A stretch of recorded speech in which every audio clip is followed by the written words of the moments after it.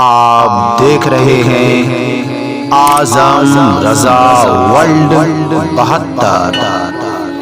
آپ آئے اور اپنی بھینی بھینی انمول جیسی آواز سے ہم سامعین کے مرجھے ہوئے قلوب کو منور و مجلہ فرمائے۔ حضرات محترم، میں شہنواز رضا دیناجپوری صاحب قبلہ کو ان 4 اشعار کے ذریعے دعوت دوں گا، اور اگر آپ لوگوں کا ذوق جذبہ اگر بیدار ہے تو میں یہ کہتا ہوں کہ سبحان اللہ ماشاءاللہ کہنے میں آپ لوگوں کو کوئی پریشانی نہیں ہونی چاہیے۔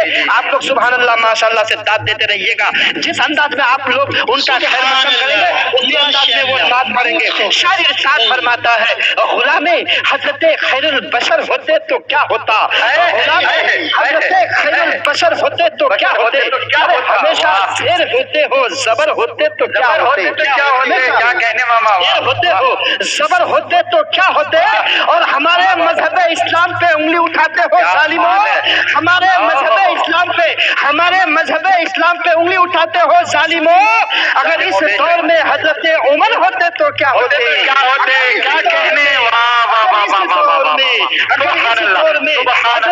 عمر ہوتے تو کیا ہوتے۔